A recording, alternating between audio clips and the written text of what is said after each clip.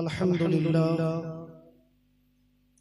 अल्हम्दुलिल्लाह नहमदुहु व नस्तईनुहु व नस्तगफिरुहु व नु'मिनु बिही व नतवक्कलु अलैहि व नऊज़ु बिल्लाहि मिन शुरूरि अंफुसिना व मिन सय्यिआति अअमालिना मन यहदिहिल्लाहु फला मुदिल्ल लहु व मन युद्लिलहु फला हादिय लहु।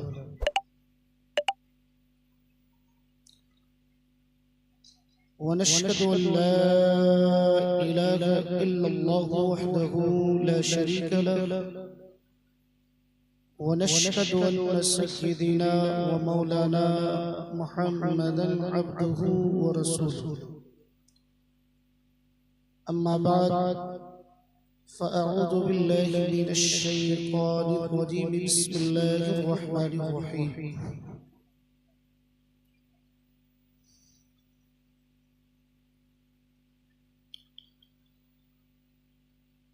या अय्युहन्नासु इत्तक़ू रब्बकुमुल्लज़ी ख़लक़कुम मिन नफ्सिन वाहिदह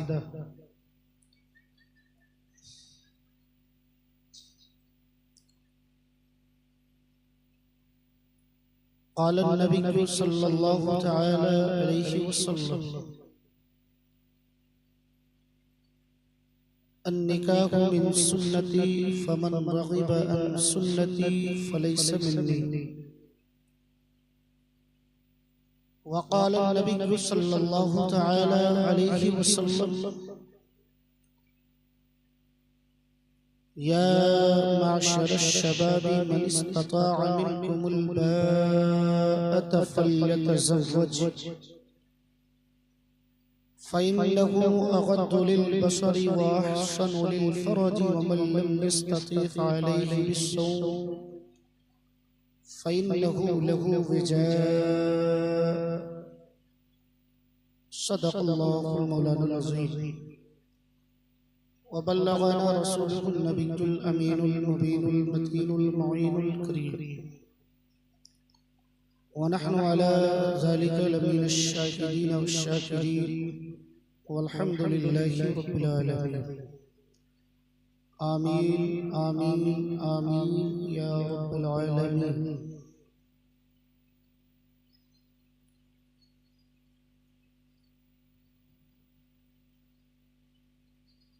अज़ीज़ान मिल्लत इस्लामिया,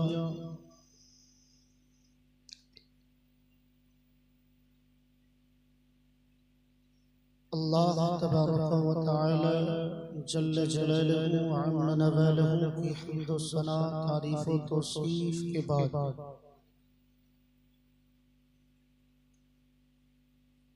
आइए हमारा निहायत ही अदब व एहतराम के साथ अपनी और सारी कायनात की मरकज़े अक़ीदत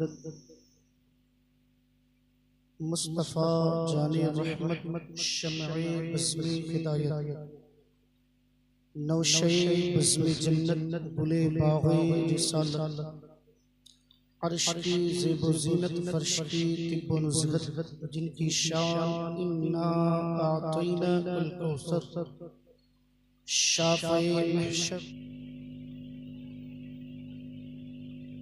एक वाक़या दुरूद शरीफ के मुताल्लिक़ मेरे ज़हन में आ रहा है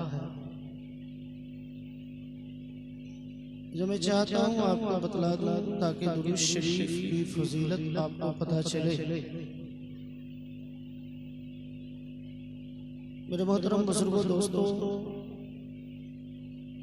बेशुमार फ़ज़ाइल व मनाक़िब हैं दुरूद शरीफ के पढ़ने के मुताल्लिक़। ये वो अमल है, ये वो काम है जिसे खुद रब्बुल अरबाब करता है पहले, फिर उसके बाद अल्लाह के फरिश्ते, अब फिर उसके बाद अल्लाह ने ईमान वालों को हुक्म दिया। इसके मुताल्लिक इसके बारे में कुरान मुक़द्दस में अल्लाह तबारक व तआला इरशाद फरमाता है, 22वां पारा है, सफ़ा नंबर 5 है। इन्नल्लाहा व मलाइकतहु युसल्लूना अलन नबी या अय्युहल्लज़ीना आमनू सल्लू अलैहि वसल्लिमू तस्लीमा। इस आयत करीमा को सुन्नी सहीहुल अक़ीदा मुसलमान के मसाजिद में 5 वक्ता नमाजों की दुआओं में बकसरत पढ़ा जाता है, जो आपने भी सुना होगा, सुनाई होगा। पंजगाना में ना सही कम से कम जुमा में तो सुना ही है ना, ईद और बकरा ईद में तो सुनते ही है। और इस आयत के पढ़ने के बाद दुरूद शरीफ पढ़ते हैं कि नहीं पढ़ते? तमाम मुक्तदी पूरी मस्जिद जो है गूंज जाती है ना। लेकिन एक जगह ऐसी भी है कि जिस जगह पर ये आयत पढ़ी जाए तो आपको दुरूद शरीफ नहीं पढ़ना है, वहां मना किया गया है। वो भी मैं बताऊंगा। सब लोग तो नहीं पढ़ते हैं, लेकिन कुछ लोग पढ़ देते हैं। आदत सी जो हो जाती है या हो गई है, तो इस आयत मुक़द्दसा को जैसे ही पढ़ा जाता है तो लोग पढ़ते हैं, लेकिन वहां पर खामोशी से बैठने का और सुनने का हुक्म दिया गया है। सबसे पहले इस आयत मुक़द्दसा का तर्जमा आपको मैं बतला दूं और देखें कि ये अमल कितना प्यारा अमल है, कितना प्यारा अमल है, कितना महबूब तरीन अमल है। इससे आप इसका अंदाजा लगा सकते हैं, यानी कि दुरूद शरीफ की फजीलतों का अंदाजा लगा सकते हैं। किताबों में आया है कि जुमा के दिन अगर कोई बंदे मोमिन नमाज़े जुमा के बाद 100 मरतबा, और एक किताब में है कि 500 मरतबा अगर वो इस दुरूद शरीफ को पढ़ करके और फिर उसके बाद रब की बारगाह में जो दुआ मांगेगा दिल से, अल्लाह तबारक व तआला उसकी उस दुआ को कबूल फरमाएगा। बेशक अल्लाह और उसके फरिश्ते दुरूद व सलाम भेजते हैं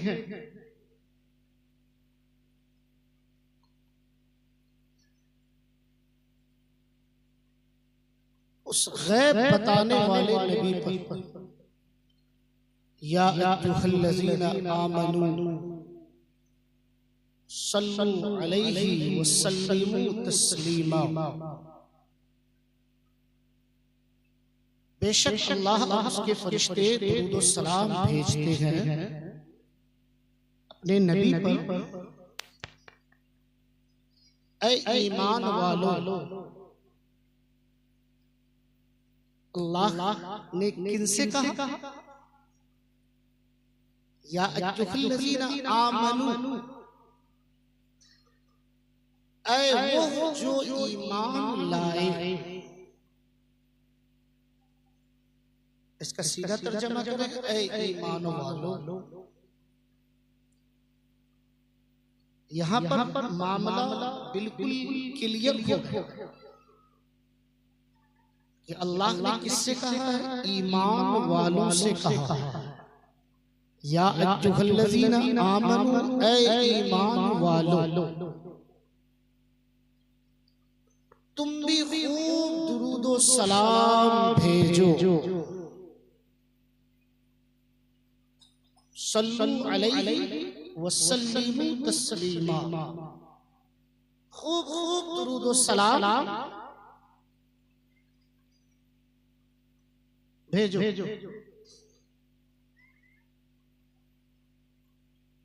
इससे आप अंदाजा लगाएं कि ये अमल कितना प्यारा है, कितना महबूब है कि जिसे पहले खुद अल्लाह तबारक व तआला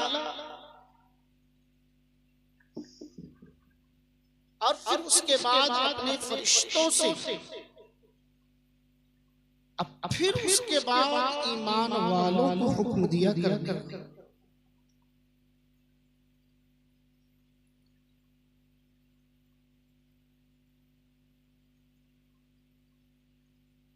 यूं तो बेशुमार अहकाम है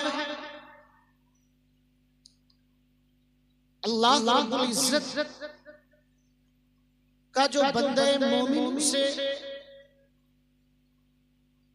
अदा करते हैं,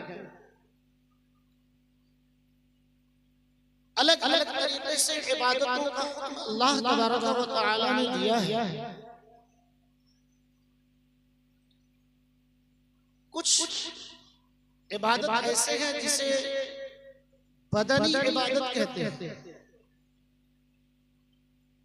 कुछ इबादत ऐसे हैं जिसे माली इबादत कहते हैं।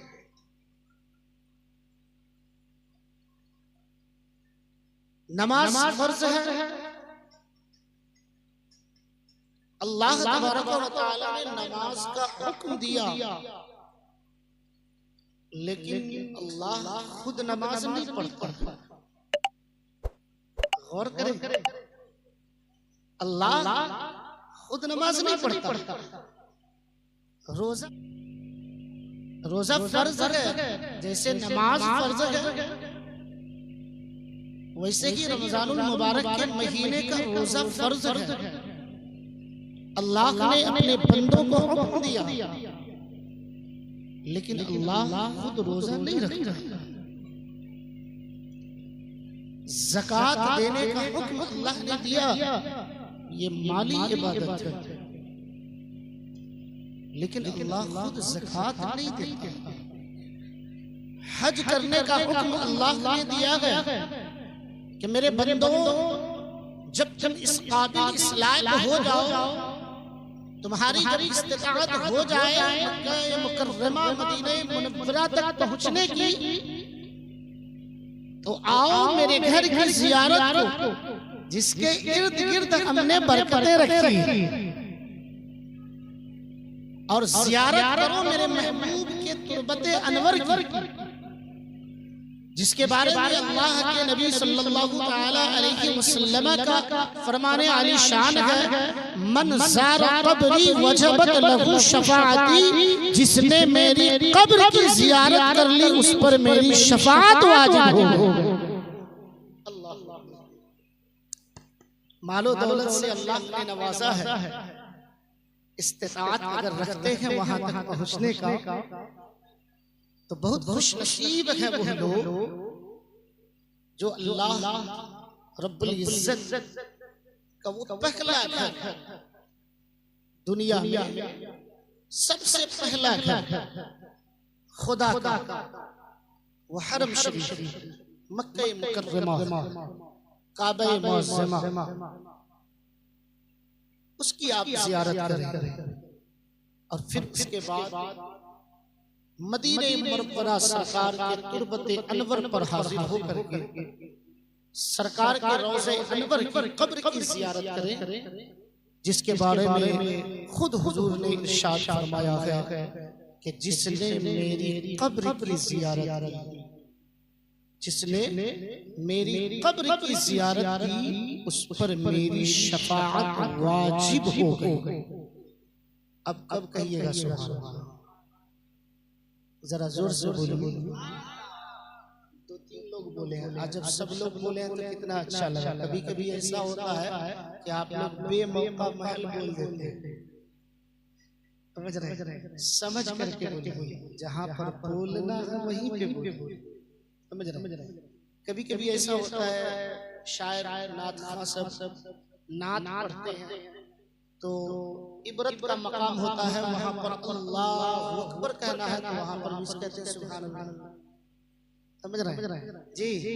जहाँ सुभान अल्लाह कहना है वहाँ सुभान अल्लाह कहिए, जहाँ अल्हम्दुलिल्लाह कहना है अल्हम्दुलिल्लाह कहिए, समझ रहे हैं। जहाँ पर अल्लाह अकबर कहना है अल्लाह अकबर कहिए, जहाँ पर माअज़ल्लाह कहना है वहाँ पर माअज़ल्लाह कहिए, समझ रहे। जब अल्लाह रसूल की शान में ऐसी कोई बात बोली जाए जो गुस्ताखी हो, समझ रहे, या जिसने गुस्ताखी किया है, जब उसको कोई शायर आप तक पेश करे पहुंचाए तो आप माअज़ल्लाह कह करके उस पर लानत भेजिए, समझ रहे।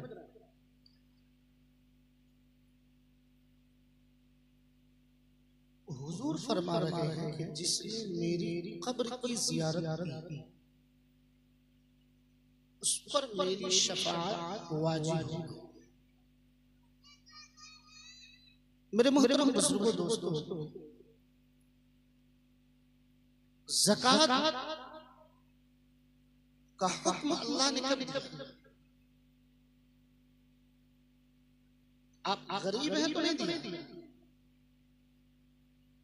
आप साहिब इस्तिताअत नहीं है आप पर नहीं, लेकिन जब आप मालिक निसाब हो चुके हैं, साहिब इस्तिताअत हो चुके हैं, उसके बाद आप पर ज़कात फर्ज है। ज़कात ये माली इबादत है, एक है बदनी इबादत जो जिस्म से बदन से आपको जो है अदा करना है, और एक है माली इबादत, समझ रहे, जो माल खर्च करके, समझ रहे, अल्लाह रब्बुल इज्जत का कुर्ब हासिल कर सकते हैं। और वो माली इबादत क्या है? सदक़ातुल खैरात, ज़कात जी। जो मालिक के निसाब नहीं है उन पर ज़कात फर्ज नहीं है। जो गरीब है, मुफलिस है, मजदूर है, लाचार है, उन पर ज़कात फर्ज नहीं है। ज़कात उन पर फर्ज है जो साहिब इस्तिताअत है। हज किन पर फर्ज है? जो साहिब इस्तिताअत है, यानी कि वहां तक पहुंचने की ताकत रखता है जी, वहां तक पहुंचने के खर्च बर्दाश्त कर सकता है, इतनी दौलत है कि ये वहां तक पहुंच करके और तमाम अरकान को अदा करके वापस आ सकता है।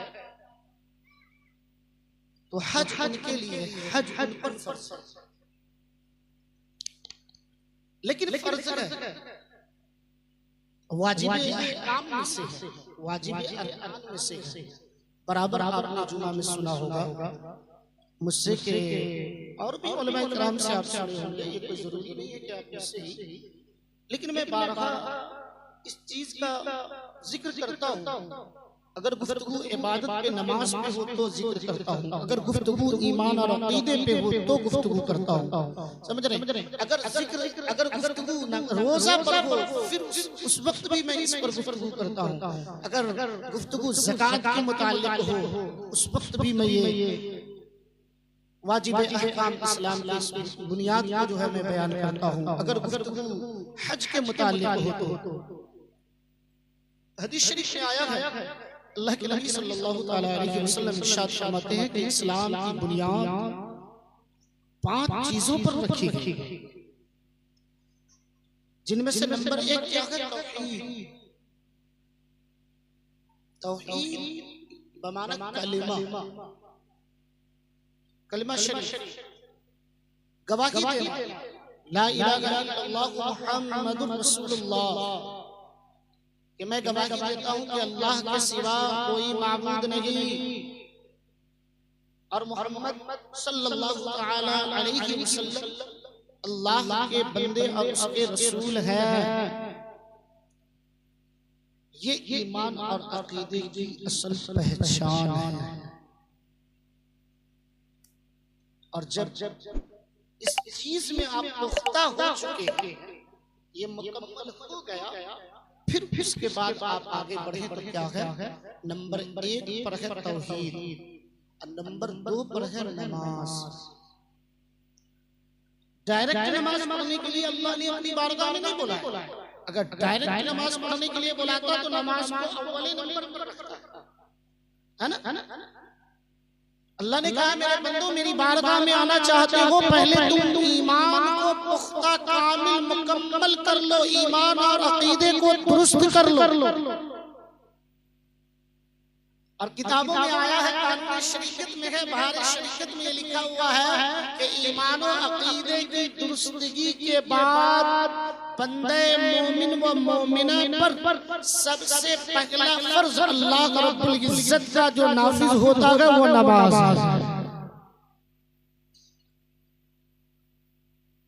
और नमाज के बाद फिर रोजा मर्तबा फर्ज एक महीना जी एक महीना रमजानुल मुबारक के महीने का जो रोजा है ये फर्ज है। और इसके अलावा पूरे साल जितने भी रोजे रखे जाते हैं वो सब के सब नफल है, फर्ज नहीं है, नफल है। फर्ज सिर्फ रमजानुल मुबारक के महीने का रोजा है। और पूरे साल में 5 दिन ऐसे हैं, 5 दिन जिस दिन रोजा रखना मना है। 5 दिन अज़ीज़ान मिल्लत इस्लामिया, तो मैं ये कह रहा था कि अल्लाह तबारक व तआला ने नमाज का हुक्म दिया, लेकिन अल्लाह खुद नमाज नहीं पढ़ता। रोजा का हुक्म दिया, लेकिन अल्लाह रोजा नहीं रखता है। ज़कात का हुक्म दिया, लेकिन अल्लाह ज़कात अदा नहीं करता। हज का हुक्म दिया, लेकिन अल्लाह हज नहीं करता।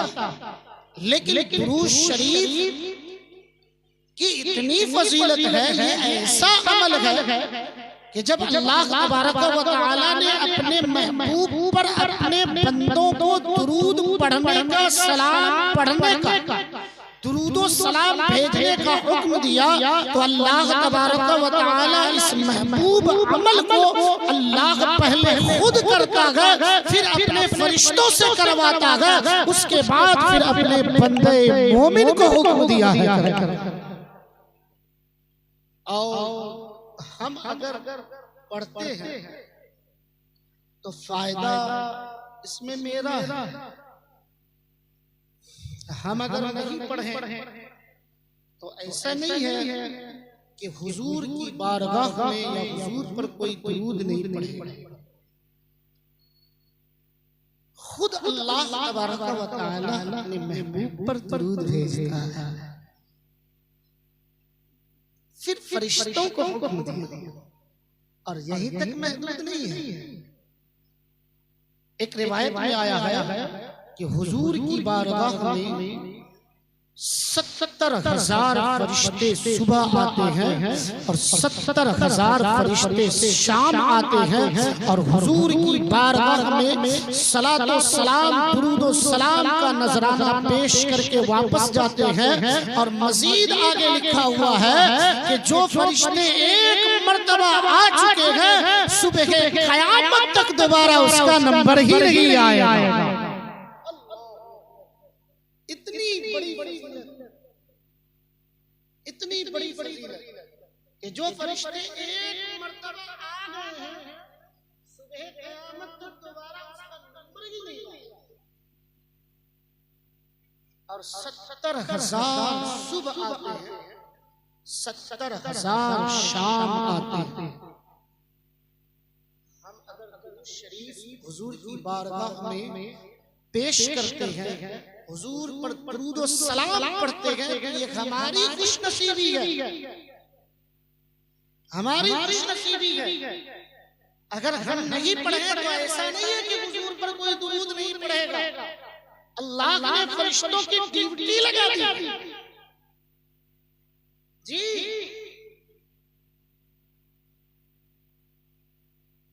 हजरत सुलेमान जज़ूली रहमतुल्लाहि ताला अलैहि अपने वक्त के बहुत बड़े आलिम दीन थे, बहुत बड़े आलिम दीन, बहुत बड़े आलिम दीन, बहुत बड़े मुहद्दिस मुफक्किर जी, जिन्होंने एक किताब लिखी। उस किताब का नाम है दलाइलुल खैरात शरीफ। क्या? दलाइलुल खैरात शरीफ। इस किताब में है क्या? इस किताब में किस चीज का जिक्र है, किस चीज का बयान है? ये इस किताब में किस चीज का जिक्र है, किस चीज का बयान है? मेरे मोहतरम बुजुर्गों, दोस्तों, इस किताब में सिर्फ और सिर्फ दुरूद शरीफ ही लिखा हुआ है, सिर्फ दुरूद शरीफ ही लिखा हुआ। और आला हज़रत इमाम इश्क़ व मोहब्बत सुन्नियत की जान इमाम अहमद रज़ा खान फाज़िले बरेलवी अलैहि रहमतु व रिज़वान ने इस किताब को हर सुन्नी सहीहुल अक़ीदा मुसलमान जो अरबी पढ़ना जानते हैं, आला हज़रत ने इस किताब को पढ़ने का हुक्म दिया। क्यों पढ़ने का हुक्म दिया? क्योंकि इसमें सिर्फ और सिर्फ दुरूद शरीफ ही लिखी गई है। हजरत सुलेमान जज़ूली रहमतुल्लाहि ताला अलैहि को इस किताब लिखने की नौबत क्यों आई? इस किताब को लिखने की नौबत क्यों आई? और मैं आपको बतला दूं कि इस किताब के लिखने की बरकत की वजह से और पूरी जिंदगी दुरूद शरीफ कसरत से पढ़ने की बरकत से अल्लाह ने आपको ये मकाम अता फरमाया था, ये मकाम अता फरमाया कि जब आप इंतकाल कर गए तो आपके कब्र से कस्तूरी की खुशबू आया करती थी। आप लोग आपके कब्र की मिट्टी को उठा उठा करके ले जाते हैं। उस वक्त की बात मैं कर रहा हूं, उस जमाने की जब आप इंतकाल फरमाए, आप दफन कर दिया गया, आपकी कब्र से खुशबू आती, लोग करीब जाते, थोड़ी थोड़ी मिट्टी उठा करके ले जाते। जब वहां की हुकूमत ने, उस वक्त की हुकूमत ने जब देखा तो फिर उसके बाद जो है पहरा लगा।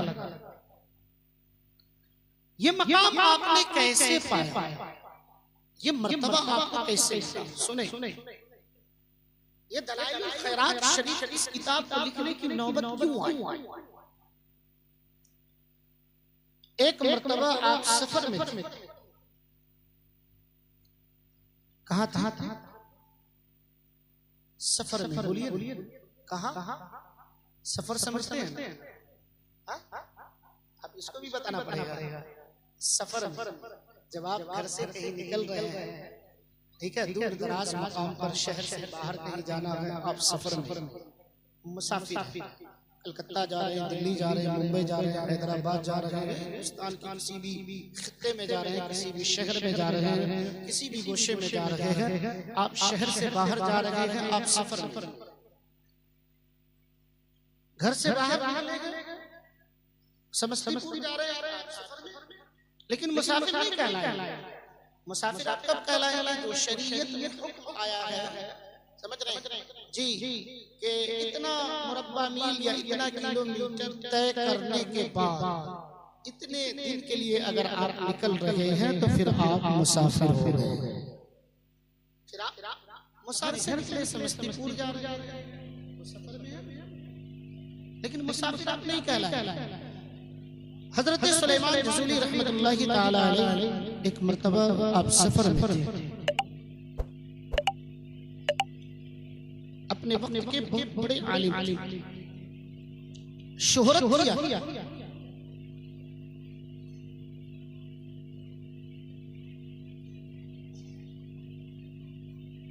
आजान की आवाज आपके कानों से टकराई,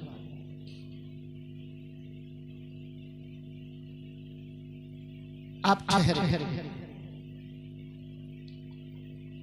आपको नमाज पढ़ने की फिक्र, आप चाहर जानी देखते हैं, तो आपकी नजर पड़ती है एक छोटा सा गांव, आप उस गांव में पहुंचते हैं और पहुंचने के बाद जो है पानी तलाश करने लगते हैं। उस जमाने में बोरवेल समरसेबल नहीं हुआ करता था, टंकी नल या टोटी नहीं लगा हुआ होता था, तो उस जमाने में पानी कैसे निकालते थे? कुआं से, कुआं से पानी निकाला। आपकी नजर एक कुएं पर पड़ी, आप कुएं के करीब गए, जाने के बाद आप कुआं में झांक करके देखते हैं, तो आप क्या देखते हैं कि पानी तो मौजूद है, लेकिन पानी निकालने के लिए पानी निकालने का जो आला होता है, जो सामान होता है, वो सामान नहीं, यानी डोल नहीं है, कोई आला नहीं है जिससे पानी निकाला जाए उस कुएं से। हजरत सुलेमान जसूली रहमतुल्लाहि ताला अलैह आपके चेहरे पर बेचैनी के असरात नमूदार होते हैं। सामने ही घर से एक छोटी सी बच्ची देख रही है, एक छोटी सी बच्ची तकरीबन 10 साल की उम्र थी।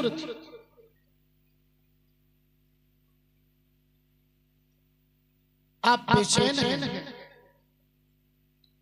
किस लिए बेचैन हैं? आजान हो गई है, नमाज के लिए वजू बना रहा है, नमाज पढ़ने के लिए जाते हैं, वजू बनाते हैं जी, बगैर वजू बनाए नमाज हो जाए? हरगिज नहीं, वजू फर्ज है, और अगर पहले से कोई बावजू है तो नमाज पढ़ सकते। आप बेचैनों बेकरार होकर के चाहर जानिब देखते हैं, और जब देखते हैं तो आपकी नजर उस छोटी सी नन्ही सी बच्ची पर पड़ती है। आप हसरत से उस बच्ची की तरफ देखने लगे हैं। वो बच्ची आगे बढ़ती है, आने के बाद पूछती है, बाबा क्या हुआ है, आप परेशान नजर आ रहे हैं। हजरत सुलेमान जसूली रहमतुल्लाहि ताला अलैह कहते हैं, बेटी मुझे नमाज पढ़नी है, और नमाज पढ़ने के लिए वजू करने के लिए पानी मौजूद है कुआं में, लेकिन पानी निकालने के लिए इस कोई आला नहीं है, डोल नहीं है, बाल्टी नहीं है। बच्ची जब सुनती है तो कहती है, बाबा बस इतनी सी बात है।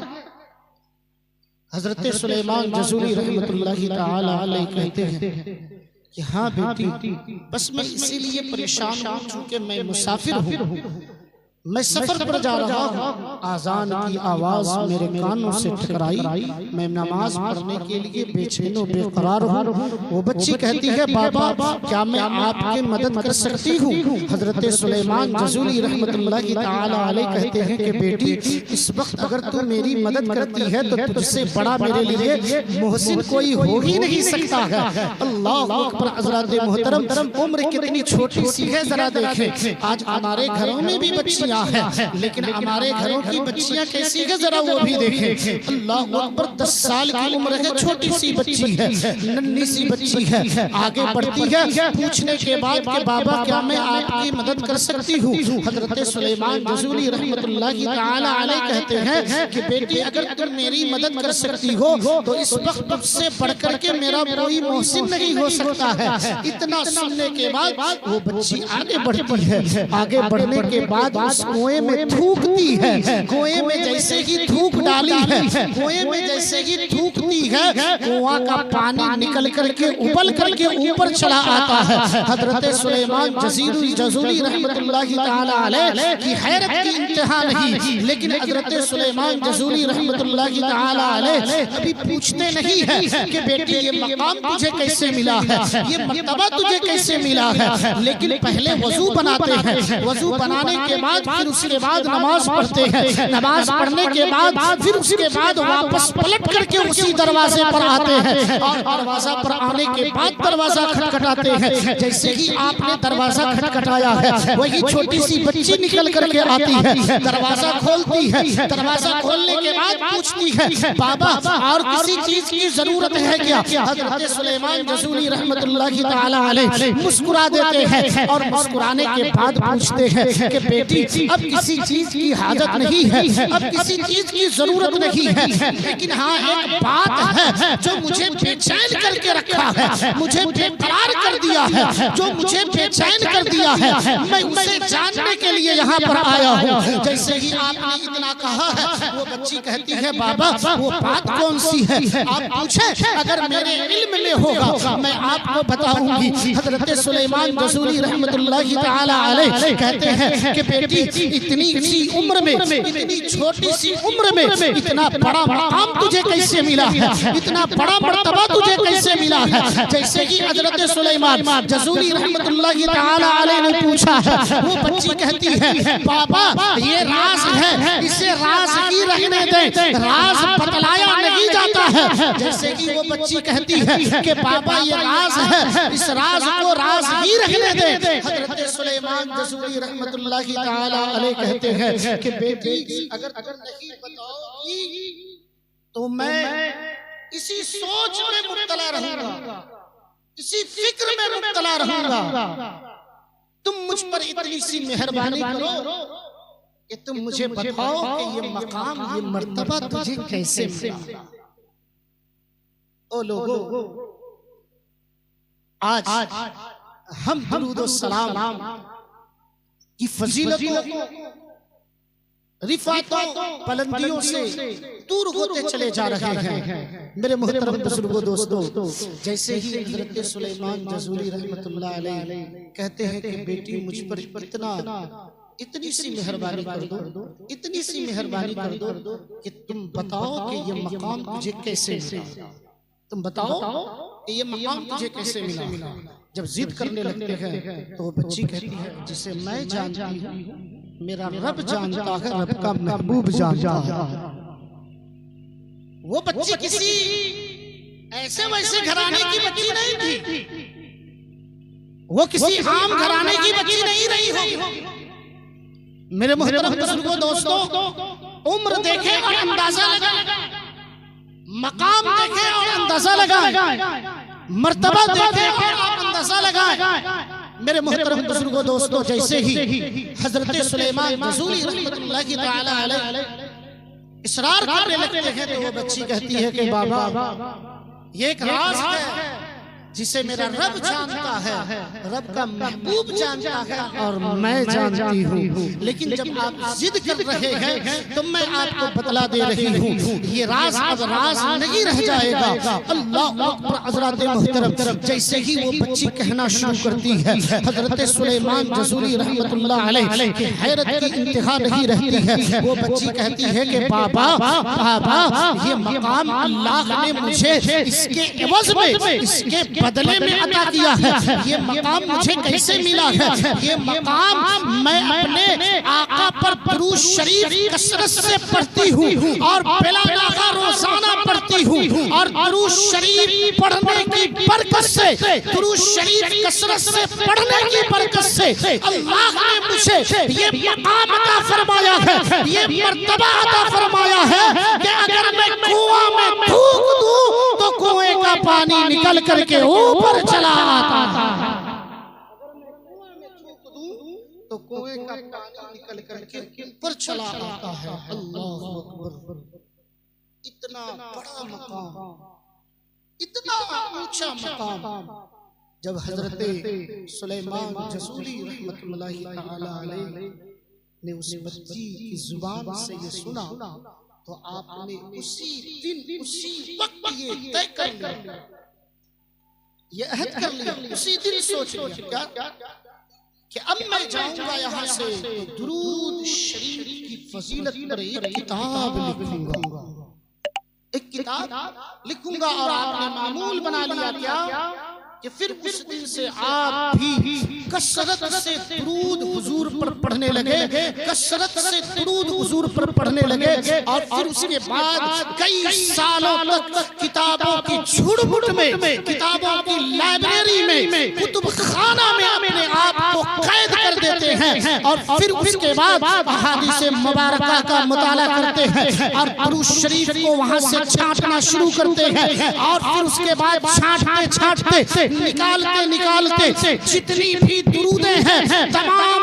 दुरूदों को हदीस शरीफ की किताबों से निकाल करके एक किताब लिखते हैं, जिस किताब को दलाइलुल खैरात शरीफ कहा जाता है। और उस किताब के लिखने की बरकत से और कसरत दुरूद की बरकत से अल्लाह ने आपको ये मकाम अता फरमाया, ये मर्तबा अता फरमाया कि जब आप इंतकाल कर गए तो आपकी कब्र से कस्तूरी की खुशबू आने लगी। आपकी कब्र मुबारक से कस्तूरी की खुशबू, अल्लाह। फिर उसके बाद लोग मिट्टी वहां से उठा करके समझ रहे हैं ले जाते हैं, इसलिए लगाने के लिए मेरे मोहतरम बुजुर्गों दोस्तों, कुछ पाने के लिए कुछ खोना पड़ता है और बहुत कुछ पाने के लिए बहुत कुछ खोना पड़ता है। जी ये सिर्फ एक मुहावरा नहीं, ये एक हकीकत है, ये हकीकत है। कुछ पाने के लिए कुछ खोना पड़ता है और बहुत कुछ पाने के लिए बहुत कुछ खोना पड़ता है। अगर आप अल्लाह का बंदा बनना चाहते हैं तो फिर अल्लाह रब्बुल इज्जत की इताअत और फरमा बरदारी करनी होगी। लेकिन अल्लाह का मुकर्रब बंदा अगर आप बनना चाहते हैं तो फिर अल्लाह रब्बुल इज्जत की कसरत से इबादत करनी होगी। दोनों में फर्क है। अगर अल्लाह का आप नेक बंदा बनना चाहते हैं तो अल्लाह रब्बुल इज्जत के हुक्म की फरमा बरदारी करनी होगी, अल्लाह रब्बुल इज्जत के हुक्म पर अमल करना होगा। लेकिन बहुत कुछ पाना चाहते हैं, अगर अल्लाह का मुकर्रब बंदा बनना चाहते हैं, अल्लाह का बरगुज़ीदा बंदा बनना चाहते हैं, अल्लाह का दोस्त बनना चाहते हैं, अल्लाह का वली बनना चाहते हैं, तो सिर्फ इबादत नहीं बल्कि फना फिल्लाह होना पड़ेगा, कसरत से इबादत करनी पड़ेगी। तब उसके बाद अल्लाह का कुर्ब नसीब होगा। कुछ पाने के लिए कुछ खोना पड़ता है और बहुत कुछ पाने के लिए बहुत कुछ खोना पड़ता है।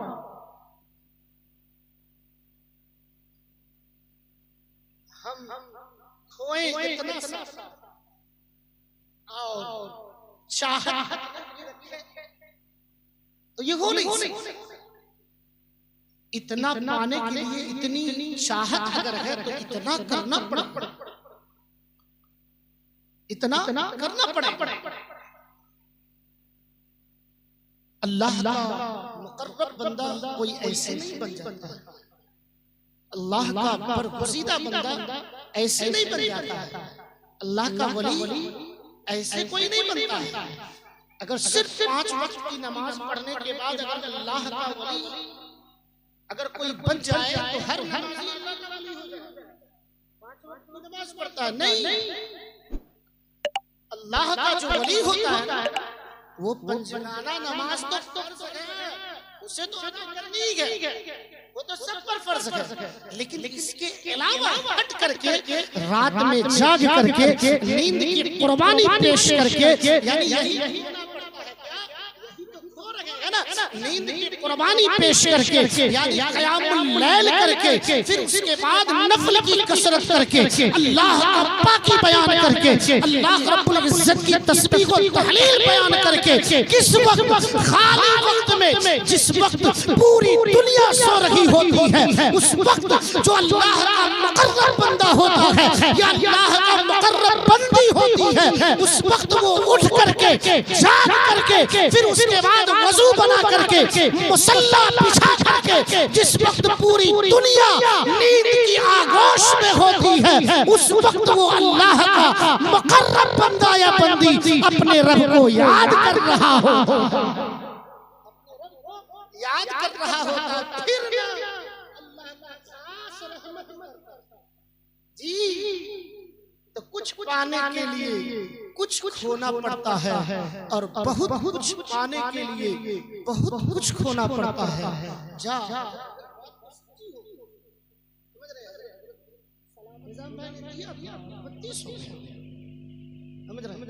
चलिए, बड़ी खुशी की बात बस